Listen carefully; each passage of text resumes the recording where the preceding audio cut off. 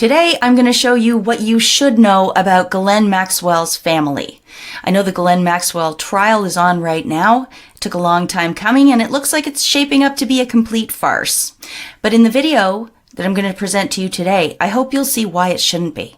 Ghislaine Maxwell was just one piece of a major operation. What I'm going to show you today is the connections that come off of Ghislaine's two sisters, Christine and Isabel. And we are talking about some very deep infiltration into the highest levels of the U.S. government, possibly through their software companies. And then I'm going to, in the second half, pull some threads that come off of the connections of Isabel and Christine's husbands, of which there are 4. And 3 of them are extremely interesting. And finally, at the end of this rebroadcast, it's about the last 10 minutes of the hour-long re-upload, is a fascinating story that connects through one of the Maxwell sisters to their husband's father, who was a founding member of something called the Rocket Boys, which was Jet Propulsion Labs, which was the precursor organization of what we now know as NASA. And you are not going to believe this story. All of it is mind-blowing, but I gotta warn you, it's about it's an avalanche of information. It's an avalanche. So you will be overwhelmed at the end of it.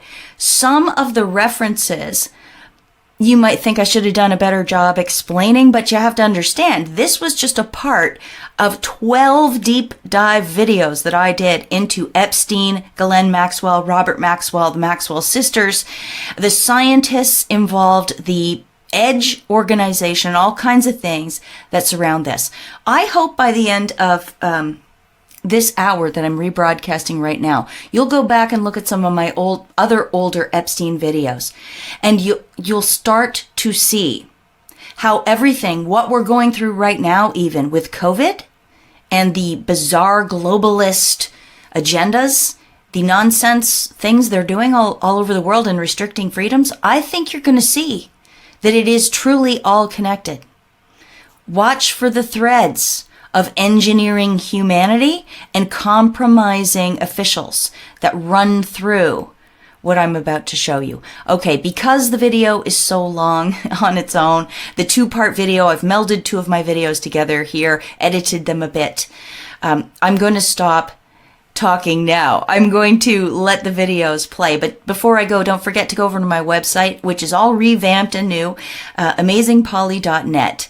I've got new things on there like Polly's picks for videos that I've seen that I really like, or articles I've seen that I recommend. I've put new links into the slideshow for websites that you might be interested in, and I've got a new blog post up there, so I'm really trying to keep up with it now. amazingpolly.net.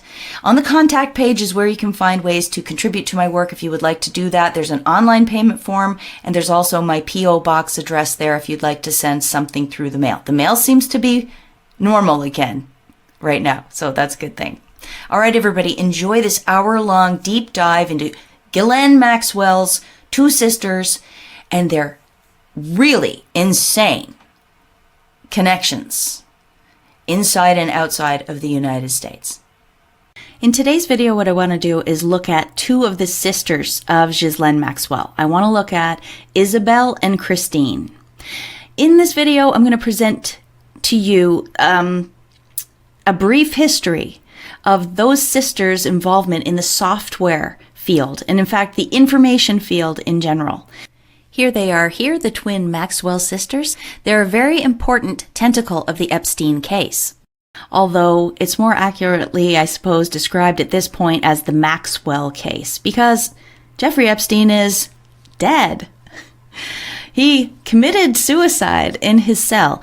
And so whatever the reality of that situation is, for our intents and purposes, here in the way things really go, I suggest to you, Jeffrey Epstein will always remain dead. He's not going to make some surprise appearance at a trial. We're not going to see him anywhere working with the government. I really just don't think anything like that happened. That being the case, I think we should focus on the living. And most of the blame at this point that could be pointed anywhere for the sex trafficking operation that Jeffrey Epstein is accused of running.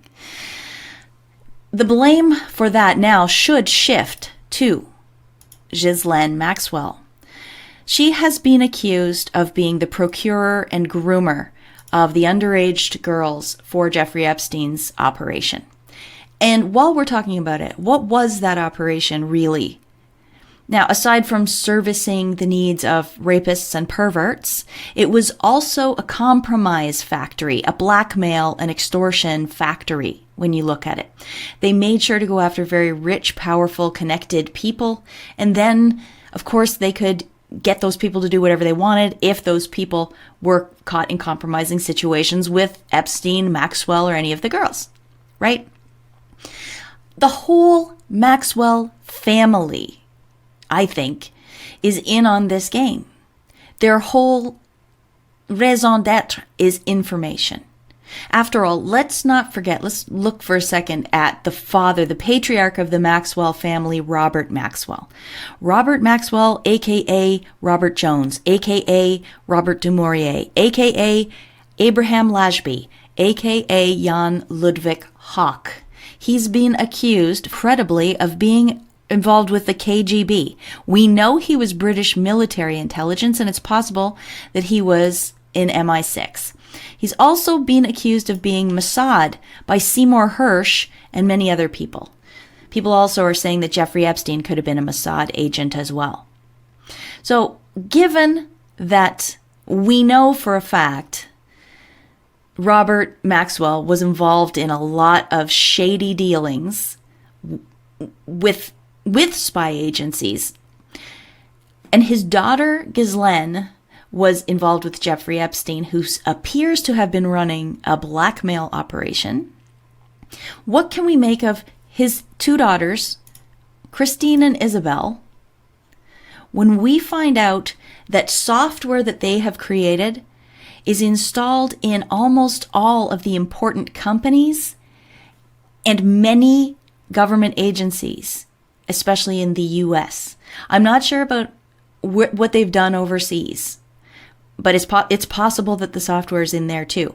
But you'll see as we go along that the penetration of Maxwell-linked software into our way of life and our most important systems is deep. It's very, very embedded in there. Now, I'm not alleging, I can't prove that there's anything wrong with what these women did. Illegally, so to speak. But given the history of their family members, and as you'll see, given the connections with these software companies and who the players are, one can imagine that there might be backdoors in some of this software. And if so, this should alert everybody to how badly the U.S. has been compromised. All right, I'm going to lay out my case. I'll start now. First, I want to introduce this to you. This is from a blog I found from 2006. Bud Gray, he's been on to Christine Maxwell for a long time. And he introduces the problem well. So, he says, what could be wrong with putting an experienced and acclaimed information technology data management expert in charge of upgrading and centralizing all our records nationally in order to fight crime and protect us against terrorism? Even if she is a foreign-born and raised, globalist-sympathizing UN patsy married to a French intellectual and living in France with ties to Latin America. I mean, what's wrong with that? Exactly. It's hard to understand why Christine Maxwell's software was adopted as widely as it was. And let me show you. Okay, first of all, let's talk about Magellan. A lot of people have heard of this. Magellan was Christine and Isabel's joint venture. It was a search engine that I think got pioneered in the early 90s. This person says in 1993. It really looks like an early Google to me. And here's Christine here pitching it on some program. It ended up that Magellan was sold to a company called Excite, And if you're not as old as I am, you probably have no idea about these companies at all. But just suffice to say, this is pretty significant. These women designed a search engine that was adopted and used by bigger and bigger companies along the way. But Ghislaine Maxwell, it turns out, has been doing this. She's been getting ready to make a computer search engine for decades. Check this article out here. Crazy answers found. This is from a paper in Wisconsin in 1986. Information on demand. Ghislaine Maxwell is a specialist in finding the answer to offbeat questions. Maxwell is president of the computer database company that retrieves information, however obscure, amusing, or crazy, from a variety of sources that include more than 300 databases, millions of published articles, market research studies, trade association publications, corporate intelligence, and industry surveys, it says. But here it says Information on Demand was founded in 1971.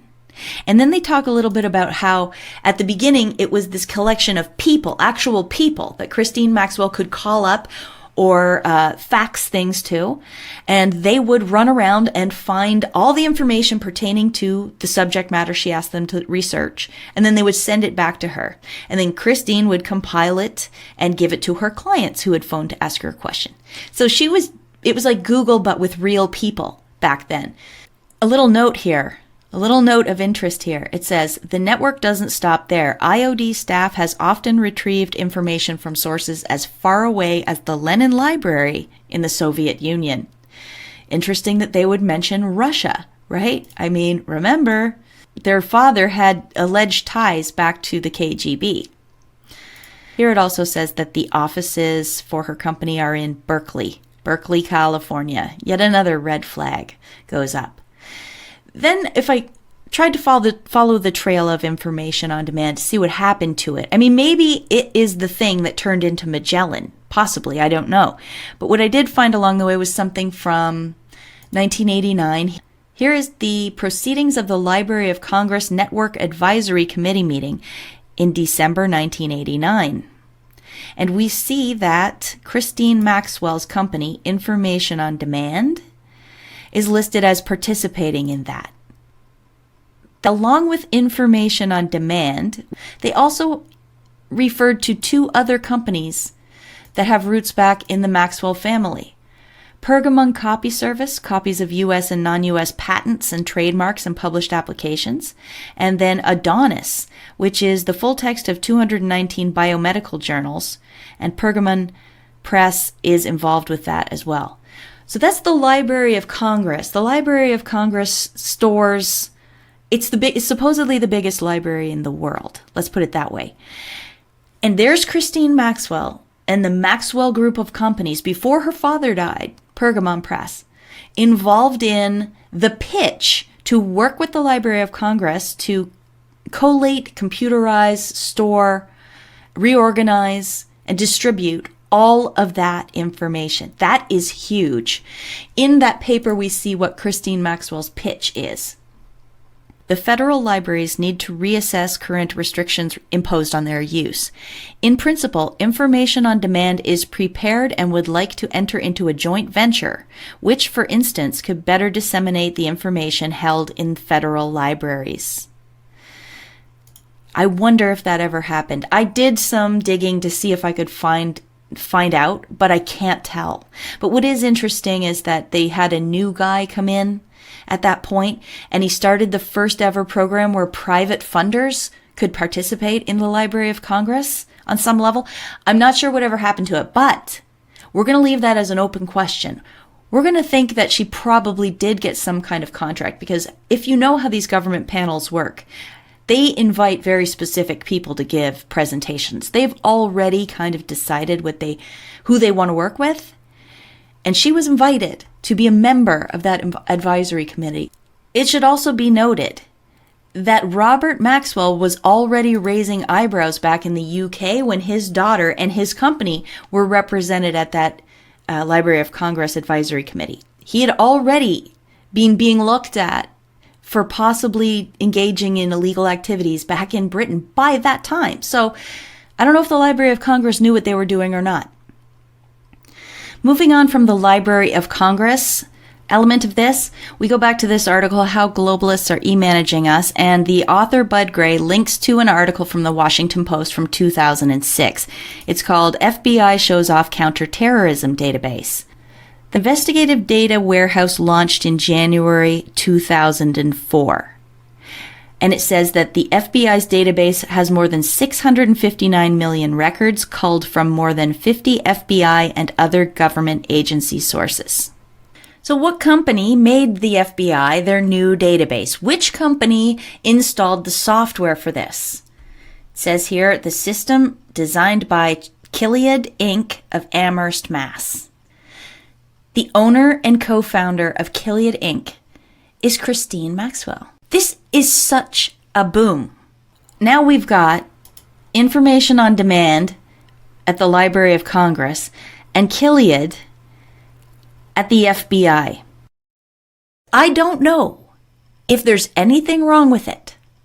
All I'm saying is she comes from a spy family. And software is notorious for having backdoors built into it so that you can infiltrate the data. And once you've infiltrated the data, think of the power that you can have. But there's more. I'd like to draw your attention to this. To 1999, when Gilead partnered with Hewlett-Packard.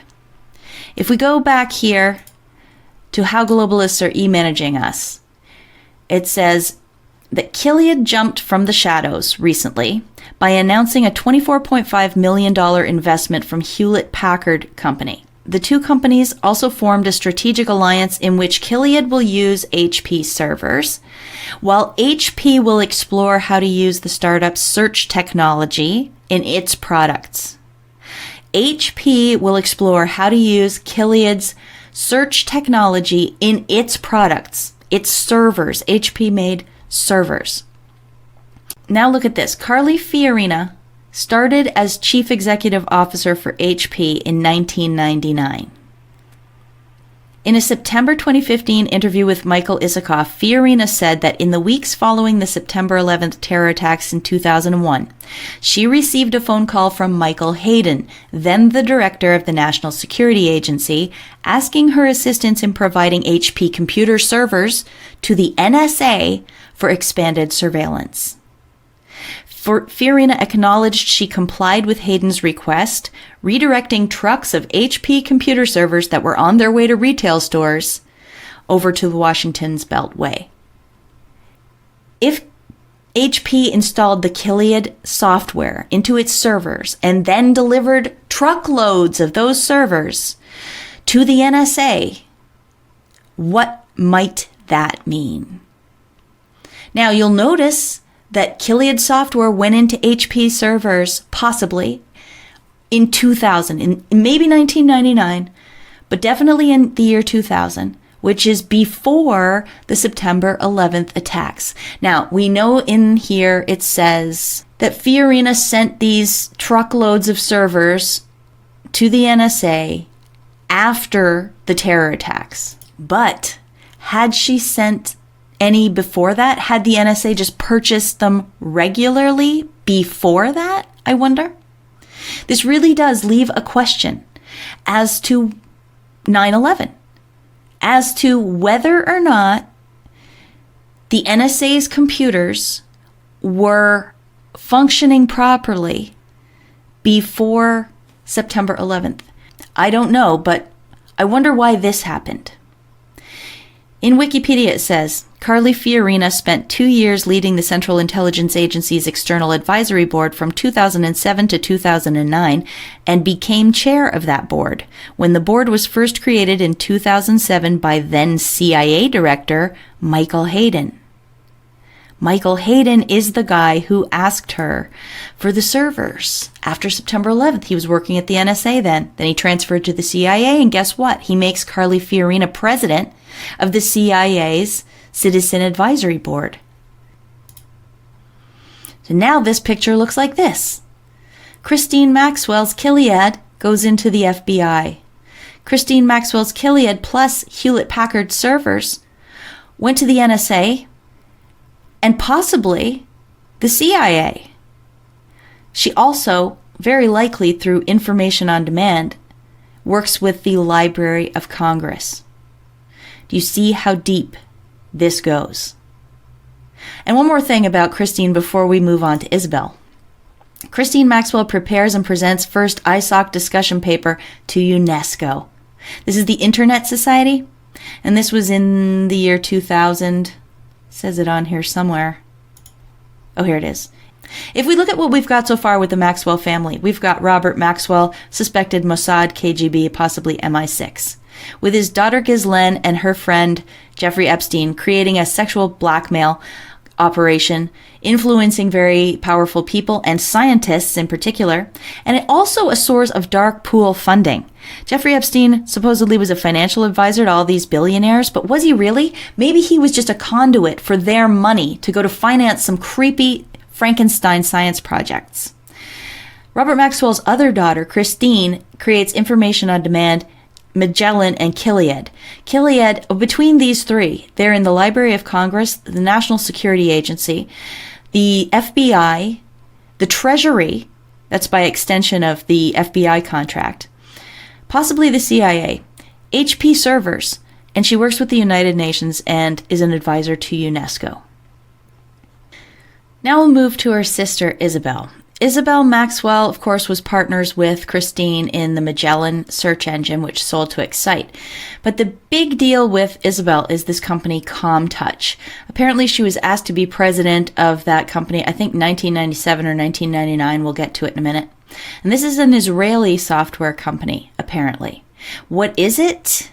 What does it do? It started out mostly with email, but it did move to other areas. In 2000, its SEC filing describes it as a leading global provider of outsourced, integrated, web-based email and messaging solutions to businesses. Their customers are large and small businesses who offer web-based email through their websites.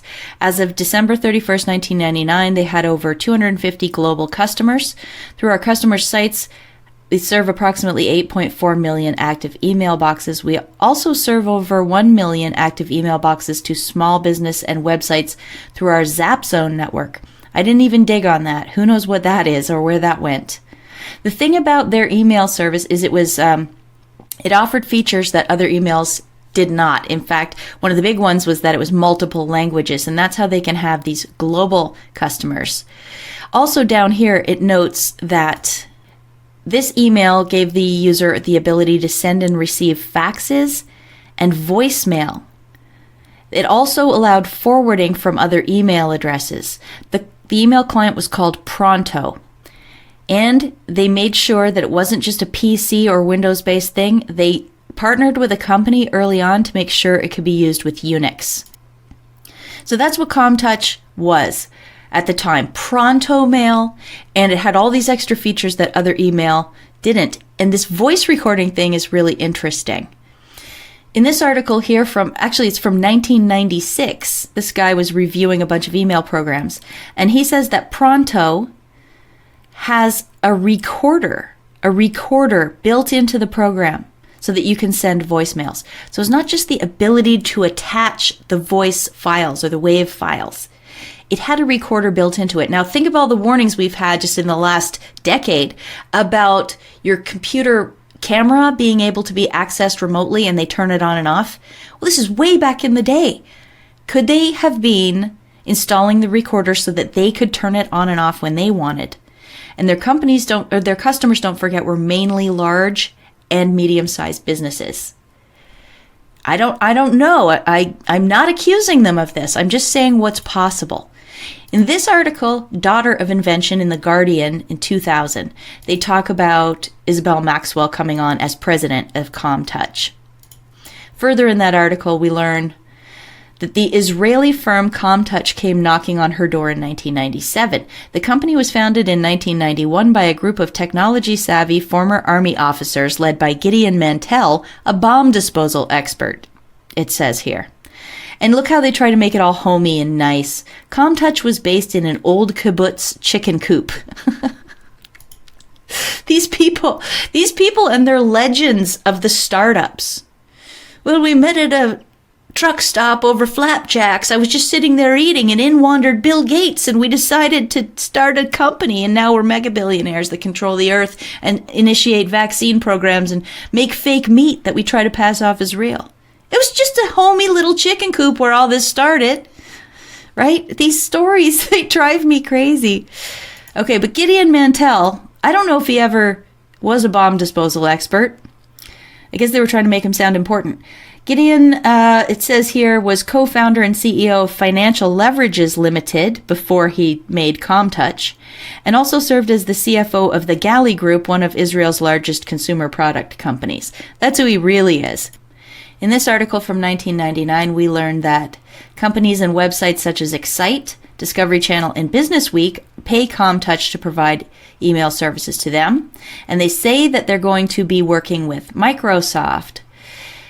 Also, they say that Ericsson, the mobile phone maker, is going to be working with Microsoft to develop software to bring the internet features to wireless phones. This is back in 1999. In 2004, we noticed that ComTouch has moved into anti-spam software, and this is where they start to get into internet security, which becomes more and more important to their business. In 2013 article, we see that ComTouch has moved into Google. When one uses Google's Gmail, the email antivirus is integrated with ComTouch Software Development Kit, a set of software libraries which becomes integrated into Gmail software. So ComTouch was in with Google Mail, Gmail, in at least 2013, but we don't know how much earlier than that. Here they are explaining that ComTouch's stuff is in the cloud, and it therefore can intercept things before they get to a customer's email. They, of course, bill this as anti-malware and anti-phishing measures. In this graphic, we see that they use URL filtering, which they say is for web security, parental control, business productivity, and that it's available for mobile devices. I'm just wondering what this might mean for control of information. Who is the one blocking the URLs? Of course, they're going to say that it's user set. But what if it isn't? What if it isn't user set? These guys are providing the capability for censorship to all the big companies. They had a name change in 2014 to Siren. And as of 2019, these are the companies that it's working with. Some of the companies: Intel, Google, T-Mobile, Microsoft, Dell, Checkpoint, and more, of course. They say they have offices in McLean, Virginia, Israel, Germany, UK, and Iceland. Further in this article, we learned that in July 2017, the private equity firm Warburg Pincus announced it had acquired a 21.3% stake in Siren. Warburg Pincus. That's just a name that should raise a red flag. And finally, wrapping up, Isabel Maxwell. She's a member of the World Economic Forum. This is major transhumanist, globalist powerhouse. It is a who's who of the people that I personally worry about. This is a still from one of their videos about the fourth industrial revolution. I refer to this video a lot because it scared me. It deeply scared me, this video. You should go watch it. I'll link to it in the description box. But you can see what they're after here. Look how realistic that is. And Isabel Maxwell is part of that. It all relates. It all relates. And Bud Gray from that blog, in that article that he wrote, How Globalists Are E-Managing Us, he sums up the worries very well here. I do not allege that Maxwell has done anything illegal. Perhaps others with more knowledge of the law could, and maybe illegal is not the best word to describe what they and their kind have done to us. But it is clear that Gilead was not chosen without good reason by the federal government to develop the next generation of information management software, and I dare say that the good reason the government has in mind is not good for American citizens. There are tremendous socio-political forces at work in the world today. There are people, foreign and domestic, who would reshape our nation into something not based on the traditional values which made it great, and redirect its course towards subordination to unaccountable rulers. These people are convinced that they are working for a higher goal and the betterment of mankind. They believe deep down in their hearts that they know more than the rest of us, and so they have both the right and the duty to act. The Maxwell family is very, very key in the subversion of the West. Very key, in my opinion. And it speaks to what Bud Gray wrote in those 2 paragraphs. But I also think there is straight up greed, profit motive, and a cultural thing at play here too. Growing up in the Maxwell household, this would have been what you were steeped in. It is into their bones, I believe. Their lives aren't their lives, really. Their lives are like a mission. And if you look at it, just even on the surface level, why aren't these people, if they are so loyal to Israel, why aren't they living there? If they are British citizens, why aren't they living and working there? What are they doing over in the United States? Selling their specialty software with recording devices and URL filtering and harvesting data from every possible area that they can. Why are they doing that all in the United States? Why aren't they aiming this at their own country? Gee, I wonder.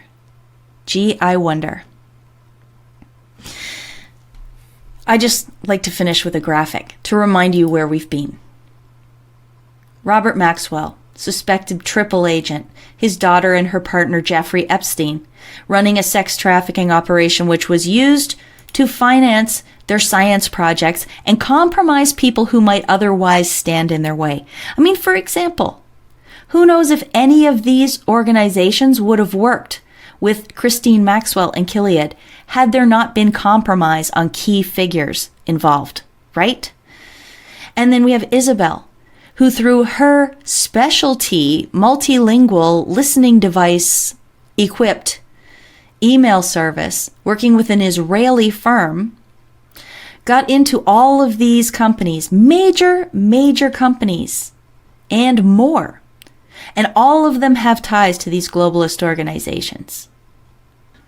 While I was researching all of this, I came across so much more information. And they're kind of tangential to all of these things that I've just talked about. So what I'm going to do is I'm going to record a part 2. But you really will have to listen to this one first to understand what I'm referencing in the second one. In the second one, it's going to be about the people that Christine and Isabel married or are still married to. There's so many things in there, I can't even describe it to you. I'm going to talk about Bill Browder for a little bit in there and Alpha Bank. I'm going to talk about the EDGE organization and Mad Science, the Santa Fe Institute and transhumanism. All kinds of things that I can't even remember. Oh, Vicky Ward makes another appearance because of Carly Fiorina and her role in getting Gilead software into the NSA. There's a whole bunch of stuff in part 2. But for now, I'm going to stop talking.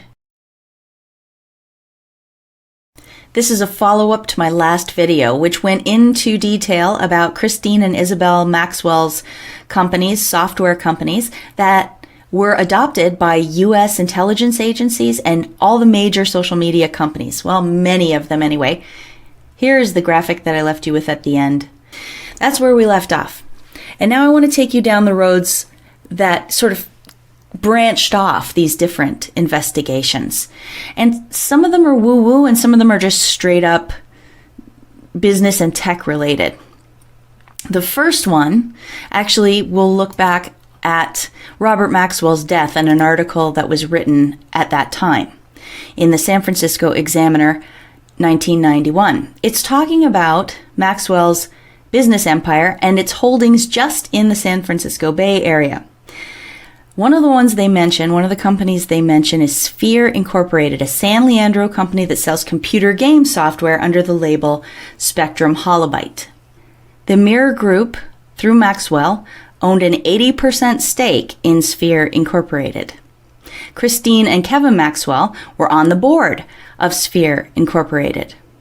The CEO of that company was Gilman Louie. And what did he do after that? Gilman Louie went on to be the head of the CIA venture capital fund in QTEL. He was the head of the CIA venture capital firm In-Q-Tel. And he had a very direct, close, and intimate relationship with Robert Maxwell, Kevin Maxwell, and Christine Maxwell. In-Q-Tel and the CIA, they worked together because the CIA wanted to develop technological tools, and it needed someone with expertise. It hired Gilman Louis. I wonder why. I wonder what strings got pulled there. And then Gilman Louis would oversee all kinds of projects, such as, let's look at this. This is from CBS News, by the way. Social media. Social media is a tool of the CIA. Seriously, it says. This is from 2011. You don't need to wear a tinfoil hat to believe the CIA is using Facebook, Twitter, Google, and other social medias to spy on people. They say that the CIA was publishing a helpful list of press releases on all the social media ventures it sponsors via its technology investment arm, In-Q-Tel. So that's boom number one. Gilman Louis, 80% owned by the Maxwells, and had Christine and Kevin sitting on his board of directors right before he started as head of the CIA's venture capital firm In-Q-Tel. What's next? Isabel Maxwell ran ComTouch, which became Siren, and her software got into all of these things. I was looking up SEC filings about this, and I ran across this one. CrowdStrike Holdings. You might know CrowdStrike because it has a big role in Spygate, in Russiagate, particularly with regards to the DNC hack. So this relates to Seth Rich. This relates to Debbie Wasserman Schultz and possibly the Awan brothers. There's people out there that cover both In-Q-Tel and CrowdStrike extensively. I'm not going to get into the background here. I just want to show you the one thing I found. It lists Carrie J. Davis as a director of CrowdStrike. And in that same filing, they describe Carrie J. Davis's qualifications. And they say that he currently serves on the board of directors of Siren. So now we have Siren linked to CrowdStrike. And Isabel Maxwell is co-founder and still involved, as far as I know, with Siren. There's another Maxwell connection right back to the heart of Spygate. Here's an article here you could pause and read if you want to know a little bit more about it. All of this will be linked down in the description box as well, like usual, in the reference section. Not all of it, but a lot of things. All right, let's look at Isabel's husbands. The first guy, Carl Gerasi. He's not that interesting by himself. I couldn't find anything interesting, but his dad, Isabel's father-in-law, Carl, sure is. Look how important he is. The Republic of Bulgaria put him on a postage stamp. Why? Because Carl Gerasi is father of the birth control pill. That's right. You know the cultural impact the birth control pill had on the West? There's good documentaries out there about it. Go have a look. This man's invention of the birth control pill is highly significant. It was produced by a company called Syntec. Where? In Mexico City. They talk about having to go down there and groom Mexican scientists to work with them in their lab. And there's a whole big other side story to this too that involves some random banker making a huge bet on Syntec as it was going to go belly up, and then boom, they invent the birth control pill. Gerasi went on afterwards to become a professor of chemistry at Stanford, and he served as president of Syntex in Palo Alto. Carl Gerasi was also a member of Edge.org. This is John Brockman's foundation, where he brings together the brightest minds in the world. He has an annual billionaires dinner where Google's Larry Page and Sergey Brin go. Ann Wojcicki from YouTube goes there. Amazon's Jeff Bezos goes there. I could go on for 15 minutes naming the people that go there. These billionaire dinners were significant in another way because Jeffrey Epstein himself bankrolled them. Jeffrey Epstein bankrolled the exclusive Edge Billionaires dinners. They tried to get rid of the evidence. There were lots of photos of this. Here's one which remains, but Jeffrey Epstein himself is not in it. People speculate that this is his plane, though, because his plane was used to ferry these people back and forth. There's some significant members of the EDGE organization there, and also people who drastically changed culture, like Richard Dawkins, for example. So you see all these deep connections. Private jets, parties, and eugenics. We'll leave him there. We'll go to Isabel's next husband, a guy called Al Seckel. Al Seckel is also a member of the edge.org. He was a visual illusionist, apparently. This is him giving a TED Talk in 2007. Al Seckel was interviewed by Jeffrey Epstein in 2010. This is a very long interview, and he goes on and on about his theories about physics and the nature of reality. But this is where it gets a little bit more interesting. In this Daily Beast article from August 2019, they say, Isabel followed the family tradition of going bankrupt in 2015 despite having been a multimillionaire. That move may have been related to the untimely demise at age 56 of her third husband, the infamous con man, now they call him, Al Seckel. But the interesting part is that in that Daily Beast article, they discuss how they tried to confirm that Al Seckel really died, and they couldn't. This is what it says. A paid obituary was published on Legacy.com, supposedly after appearing in the San Gabriel Valley Tribune, but it does not appear on the paper's website. And they talk about how they dug around and they couldn't find any other actual evidence of Seckel having died. And then it occurred to me, okay, this is very handy, isn't it? If you own Legacy.com, you can fake people's deaths all over the place. All right, what's next? In this article from 1999, it talks about Isabel's childhood and all the people her dad knew and the people that might be at her house when she gets home from school. One of them is Professor Murray Gell-Mann, who was awarded the Nobel Prize in Physics, blah, blah, blah. He's an interesting guy. Here he is as a member of edge.org. And it says that he started the Santa Fe Institute. He's a founder of the Santa Fe Institute from back in 1984. Here we see that Gell-Mann also spent several periods at CERN. CERN, the big, large Hadron Collider in Switzerland or Sweden. Switzerland? Can't remember where it is right now. But a lot of people wonder what really goes on at CERN. It's kind of a sketchy, crazy place. And the Santa Fe Institute, look at their symbol. Kind of has a Nazi vibe to me. Here's some of the types of projects that they work on. Efforts to create artificial life, chaos theory, genetic algorithms, econophysics, systems biology, all this kind of merging of man and machine. It's called technocracy. It's called cybernetics as well. But the part that's really strange is that they partner with the U.S. Department of Energy on various studies. And you see here that they were interested in mutation, genetics, and evolution at the U.S. Department of Energy. When I think of Department of Energy, I'm thinking of oil and gas, fracking, dams, hydroelectric power, nuclear energy, that sort of thing. Why are they looking at genetics and human language and chaos theory and synthetic biology? Why are they looking at that kind of thing? Also, here are the authors of that paper: Murray Gell-Mann, Christine Maxwell. There she is again. They're like ghosts. They appear in all of these places. Let's look at a map. Where is the Santa Fe Institute? Here it is up here on the map. And what's 59 minutes away? But the Zorro Ranch, Epstein's ranch in Santa Fe, is 59 minutes away from the Santa Fe Institute. But you know what? That's not the only interesting thing around there.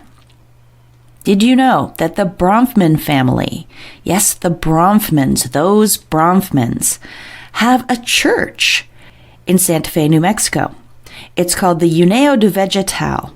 And basically what it did was it got itself a license to import ayahuasca under the guise of being a religion.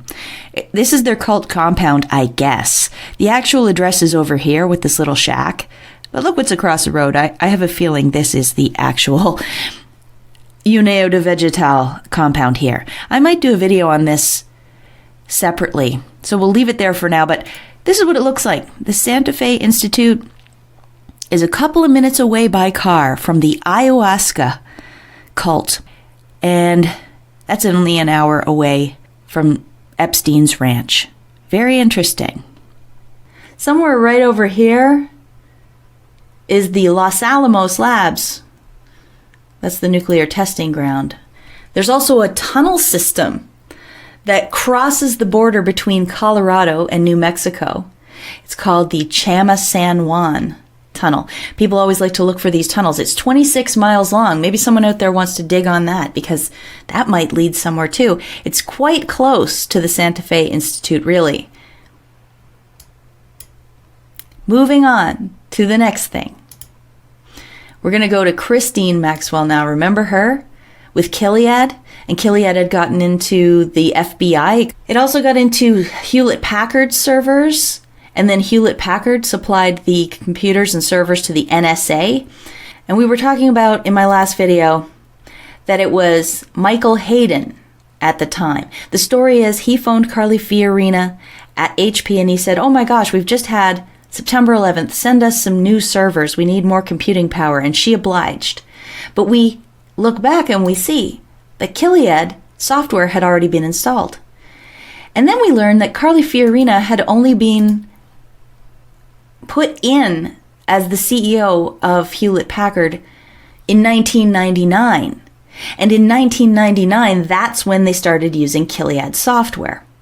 So then that raises some questions about why Fiorina was chosen to head HP. She was a massive failure as the leader of HP, according to most of the employees there. And the company went downhill after that. She actually got booted out only a couple years later. And Michael Hayden, what became of him? Well, see, he transferred from the NSA over to the CIA.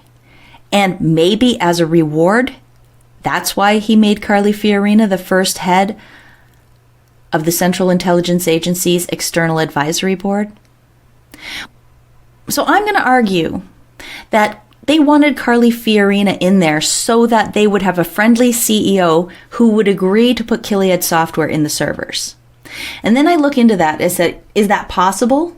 I see this article from Vicky Ward from 2002, and she says, Fiorina would perhaps not have been considered for the job had it not been for her appearance in 1998 on the cover of Fortune as #1 on the list of world's top women in business. Until that moment, there'd only been one story written about her in Investor's Business Daily.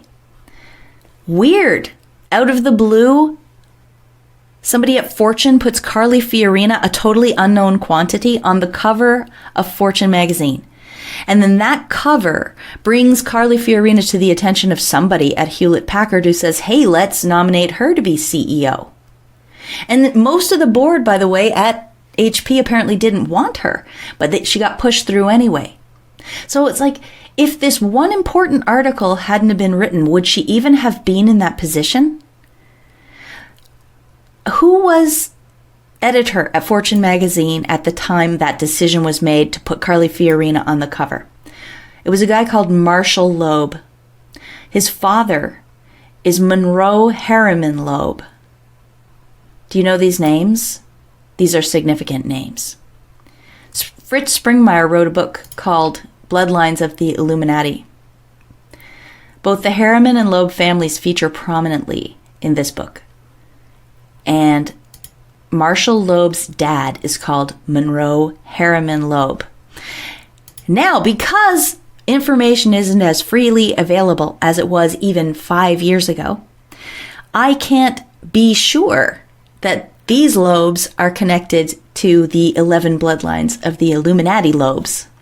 But look at that name and you tell me what you think. Also, Vicky Ward.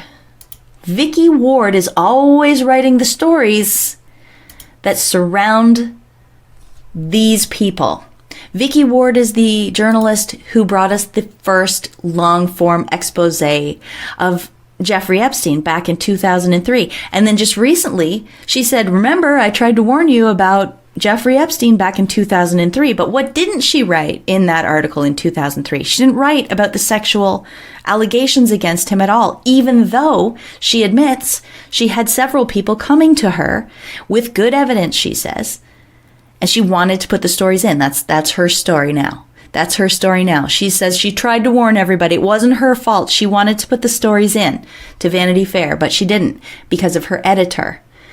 If it were true that Vicky Ward really was on the side of the little guy at that time, and she believed these women who were coming forward and making these allegations against Jeffrey and Ghislaine, then would we have these pictures today?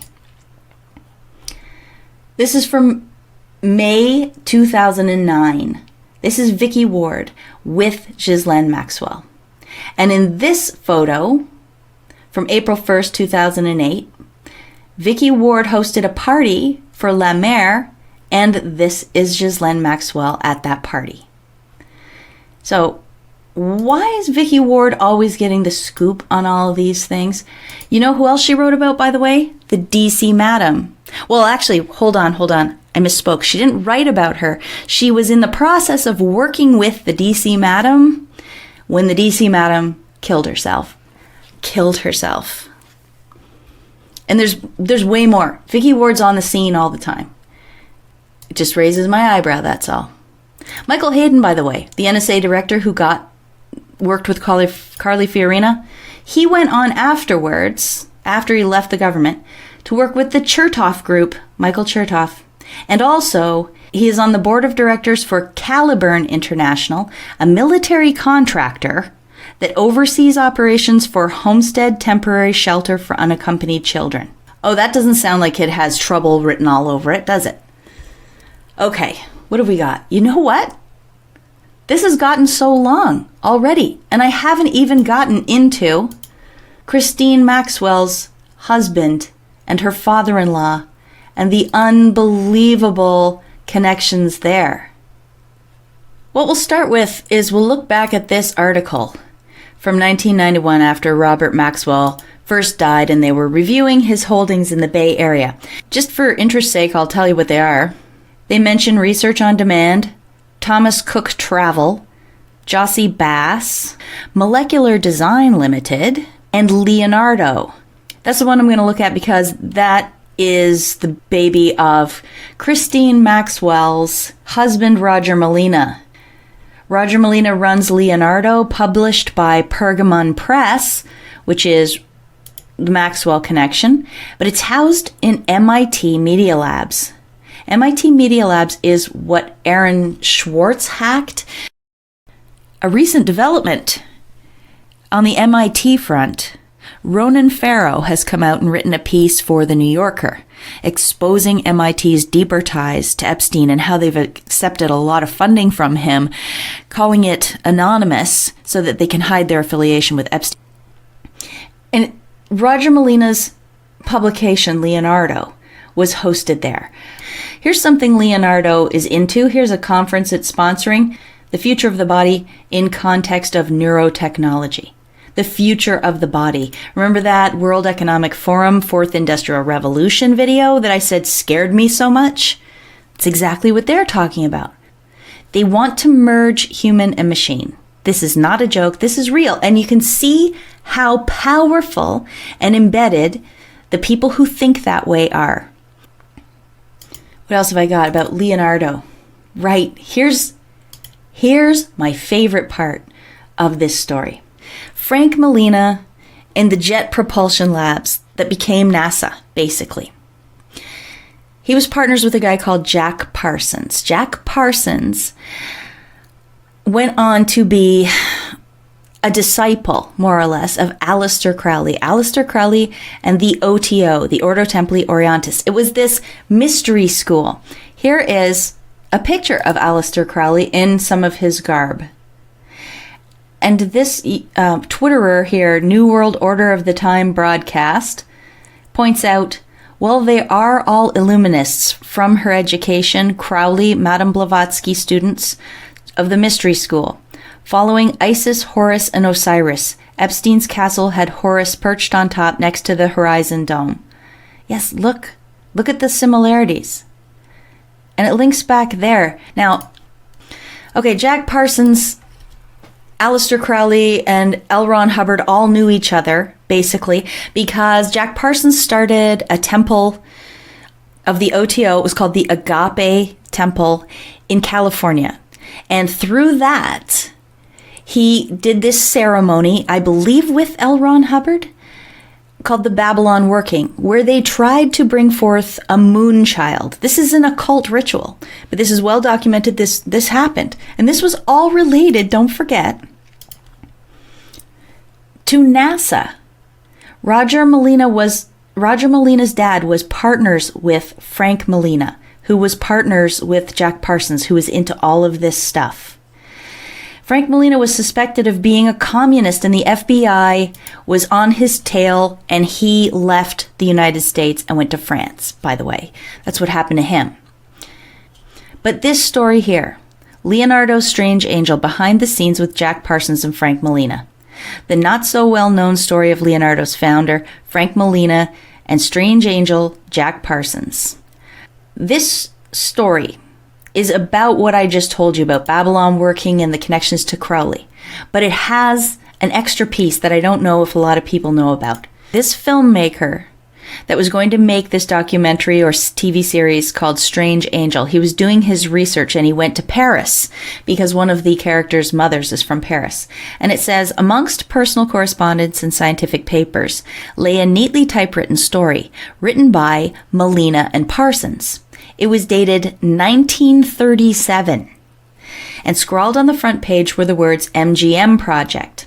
At that time, Molina was working as an assistant in the Caltech wind tunnel for pennies an hour, while Parsons had a part-time job at an explosives company. Their pitiful salaries provided all the funding for their rocketry research, and they had spent hours scouring scrapyards and rubbish dumps for odds and ends they could use in their experiments. The MGM project was a Hail Mary attempt to garner movie money to finance their scientific dream. The story itself is a garish mix of science fiction and social justice with a dash of occult weirdness thrown in. Laced with the politics of the day, it tells the tale of a bunch of charismatic young men devoted to designing and building rockets. To call it a roman à clef does not quite do it justice, for while it transparently traces the young rocketeers' scientific struggles and wistful hopes, it also eerily foretells their futures. This is where it gets super, super weird. Pay attention. My mind was blown by this.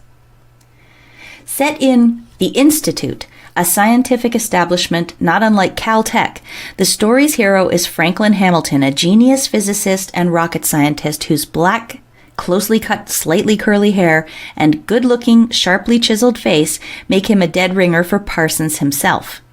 Thomas Elwood, a union organizer, lover of classical music, and man with social conscience, is the clear doppelganger of Molina.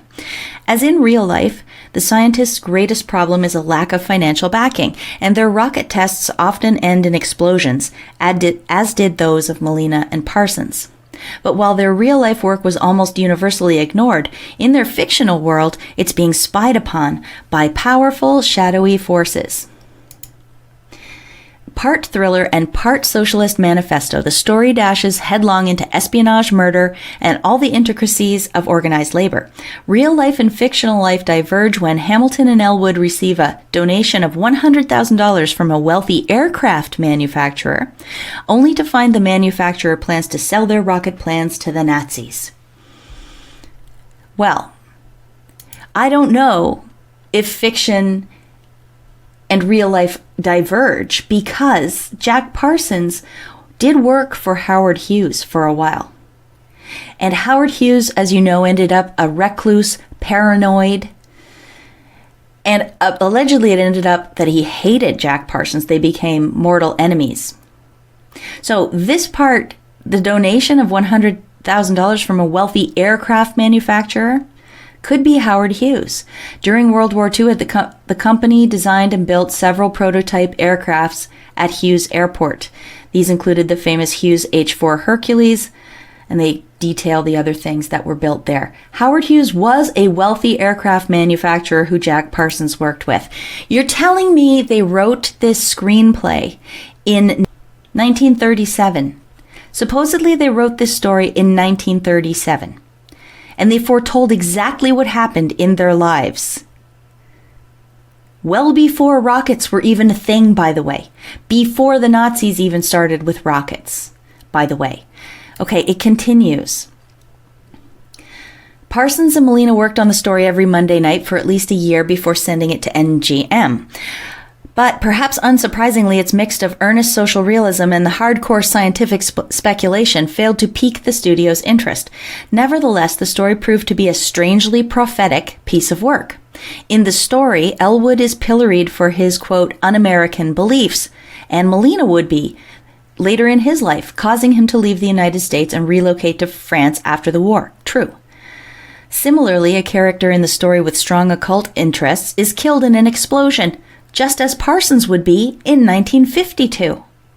Perhaps most surprising of all was the young rocketeer's story foresaw the Nazis' obsession with rockets long before the popular press or indeed the U.S. government did. Unbelievable. You are watching a scripted movie. How far back did this movie start? How could it be that they were working for pennies a day doing unrelated things? Parsons sounds, if you look at his background, he just sounds like a nut. He didn't have education. They're calling him a genius, but really he just liked to blow things up, basically. How could it be that a guy like that and his friend Frank Molina wrote this whole story of how this whole thing actually would end up going for the next 20 years in 1937? You tell me. You tell me. Were Molina and Parsons actors in a real script? I can think... it's possible. It's all an illusion. What was Aleister Crowley's big thing? Magic. What is magic? Magic is con artistry with flair. Magic is changing reality by changing the perceptions of the people around you. Here's a mind blower. Aleister Crowley, who has been accused of being a secret agent, had the same lawyer in England as Robert Maxwell, Isidore Kerman. In this book, it says, for instance, during the trial and for the decade following, Crowley enjoyed the services of prominent West End solicitor Isidore Kerman, a noted bon vivant, real estate speculator, and later advisor to the press baron Robert Maxwell. Advisor or handler? So there's a Crowley-Maxwell connection. 1 degree of separation. Boom. You see why that blew my mind. Oh, by the way, jet expert killed by blast, mother ends life in grief. This is Jack Parsons when he died, supposedly in a random explosion, you know, because he was always playing with rocket fuel and things like that. He died suddenly. His mom also killed herself. Get rid of the witnesses? Maybe I'm too cynical. Maybe that's it. Well, I've got to stop. I've got to stop talking now. If you liked this whirlwind tour of some of the tentacles that relate to Isabel and Christine Maxwell's involvement in the tech industry, their husbands, In-Q-Tel and Gilman Louis, the CrowdStrike implications. If you liked this video, please leave me a thumbs up. Please leave me a... I hope you enjoyed it. If you did, don't forget to thumbs up, comment, share the video around. I'd love to know what you thought of it. I guess that's all. I've kept you long enough. Until next time, everybody. Peace out.